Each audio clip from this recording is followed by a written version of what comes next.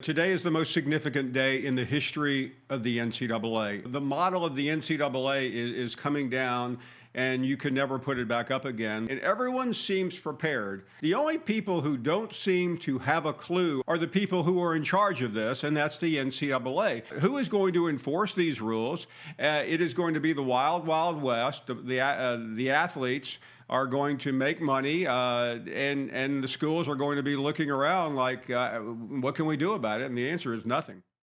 A lot of college football fans in the last couple of months have termed the current state of the transfer portal and NIL deals as the Wild West, and for good reason. College football players have had the freedom to transfer to whatever schools they want for a couple of years now, but just over the past year, more than 2,500 college football players have entered the transfer portal, and that's just in Division I FCS alone. There's many reasons why a player would want to transfer, but the truth is that a majority of players are seeking to transfer to the school that can give them the most money in NIL deals. It was rumored wide receiver Jordan Addison from Pitt announced he would be transferring because of a massive NIL deal USC had in place for him for up to $3 million. Sure, it can be argued Addison deserves that money. He won the Biletnikoff Award last season after all, but that's an absolutely asinine amount of money, coming straight from the influence of USC and their head coach Lincoln Riley. And after weeks of rumors and speculation, Jordan Addison did end up transferring to USC very recently, in fact, on May 19th. This isn't just an issue with one player either.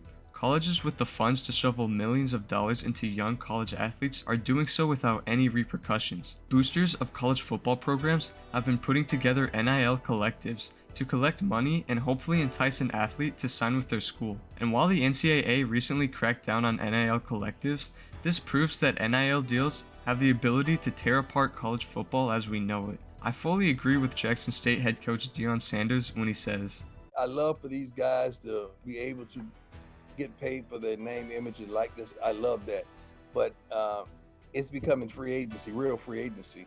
And if you don't have it, you're not going to be able to compete. It's just another way to me to keep the schools that don't have the proper funding down. NIL deals can make it virtually impossible for smaller and underfunded schools to win. If they don't have the money to give to a prospective high school athlete, when NIL deals from other schools are on the table, they might as well not even try recruiting them. Many people have said players have been illegally recruited for years, with colleges paying players under the table. The only thing now is that it's just open for the public to see. Okay, so as long as we can see colleges openly bidding for players, that makes it okay? Are bidding wars between colleges for players really about to be the future of the sport? It's not a secret that college coaches have tried to pay players under the table for years before NIL deals came to fruition. There have been several allegations that have come out over the years of colleges paying football players, and many argue that this is the reason college football isn't competitive. I'm about to go off on a little tangent, but as a fan of college football, I feel I can speak for everyone and that there needs to be more parity within the sport. People complain all the time that the quote-unquote blue bloods have been at the top in college football for far too long. In the 8 years since college football expanded to a playoff format, there have been only 13 different college teams to have made the playoffs once, and only 6 have made it twice. There's 130 plus colleges in FBS, and only 10% of them have even sniffed the playoffs one time. Let's compare that to another sport with a smallish playoff field, the MLB. From 2012 to 2019, the MLB had 25 teams make the playoffs at least once in that span. Obviously, the college football playoff only has 4 teams compared to 10 for baseball, and on top of that, only 30 teams are in the MLB. But I'd be shocked if anyone thinks that 6 teams in all of college football to make the playoffs more than once is competitive. I'm not here to argue about whether college football should expand their playoff format.